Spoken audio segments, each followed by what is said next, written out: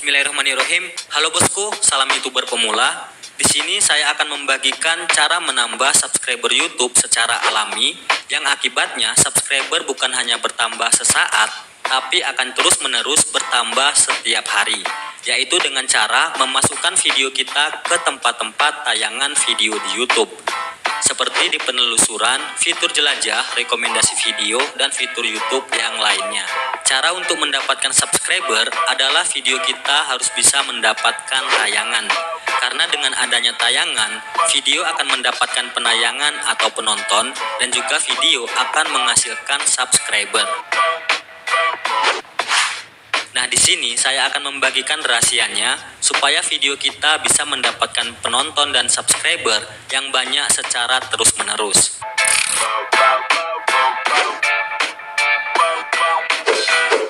Ada beberapa poin yang harus kita perhatikan sebelum membuat dan mengupload video, supaya video kita bisa masuk ke fitur-fitur tontonan video di YouTube.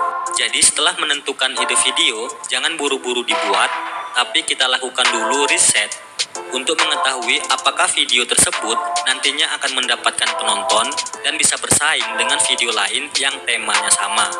Nah, yang pertama harus kita lakukan adalah meriset ide konten.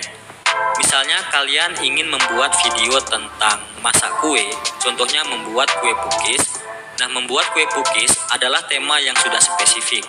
Tema utamanya adalah membuat kue, dan yang harus diriset adalah tema pertama, yaitu kata membuat kue. Nah, cara merisetnya adalah menggunakan kolom pencarian Google. Di sini saya menggunakan Google Chrome.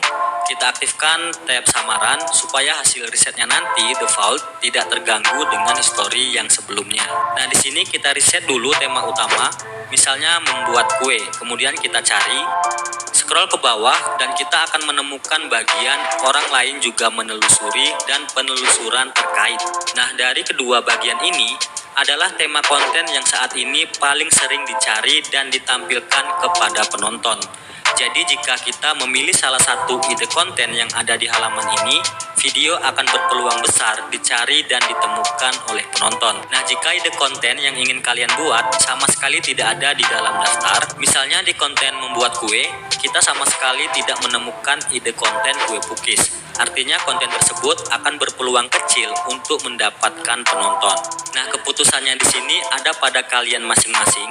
Apakah ingin tetap melanjutkan ide konten yang sudah kalian siapkan walaupun tidak ada di hasil riset, atau memilih salah satu ide konten yang memang sudah terbukti disediakan di hasil riset.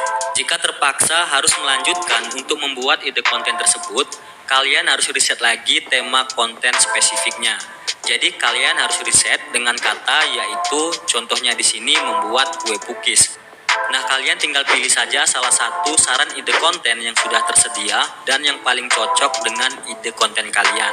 Maka video akan tetap berpeluang mendapatkan penonton, tapi tidak sebagus ide konten yang diriset dengan kata yang pertama tadi. Karena semakin spesifik sebuah ide konten, maka akan semakin sedikit angka pencariannya. Nah, setelah melakukan riset, yang harus kita lakukan adalah memilih atau menentukan ide konten. Dan nantinya hasil riset yang dipilih kita jadikan sebagai judul utama video. Kemudian ide konten lain yang tidak dipilih, jika relevan, kita jadikan sebagai kata kunci video dengan cara memasangnya di dalam deskripsi dan tag video. Ini supaya video kita nantinya bisa menjangkau juga penonton dengan kata kunci yang lebih luas.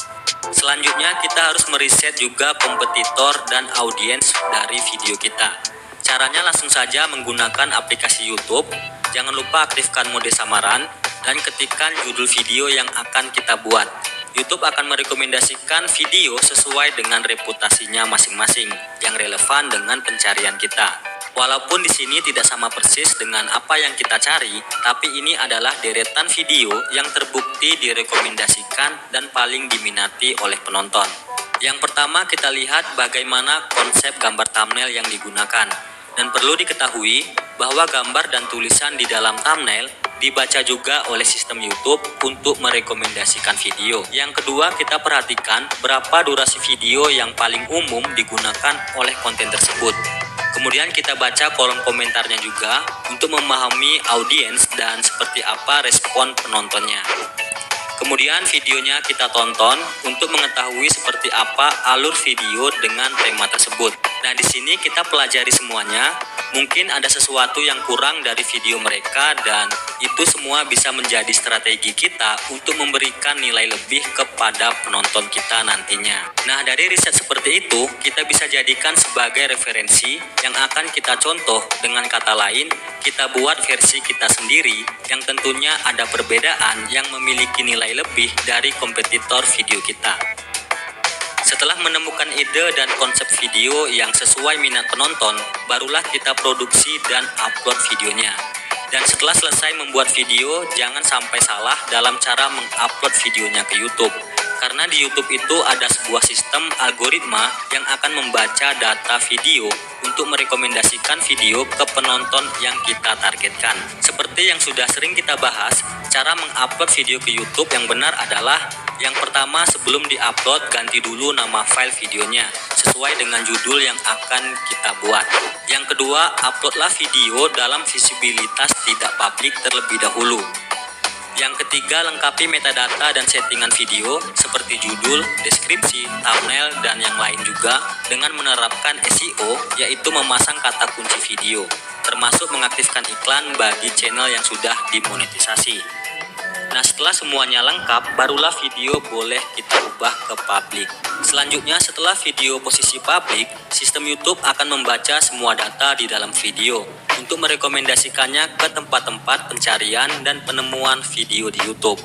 Nah, karena itu video akan mulai mendapatkan nilai tayangan. Dari tayangan tersebut, video nantinya akan menghasilkan beberapa data lagi seperti nilai rasio klik tayang, jumlah penayangan video, rata-rata durasi dan persentase tonton, waktu tonton jam yang dihasilkan, subscriber yang dihasilkan, dan pendapatan video bagi channel yang sudah dimonetisasi.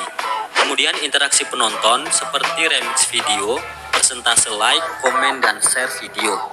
Nah, dari tinggi rendahnya semua data tadi, itulah yang akan menjadi acuan sistem YouTube untuk menentukan apakah video akan terus direkomendasikan ke penonton yang lebih luas atau tidak. Yang ingin menjadi YouTuber sukses, jangan lupa subscribe ke channel ini. Dan terima kasih buat kalian yang sudah mendukung channel ini dengan super thanks. Semoga kalian sehat selalu dan dilancarkan rezekinya. Terima kasih.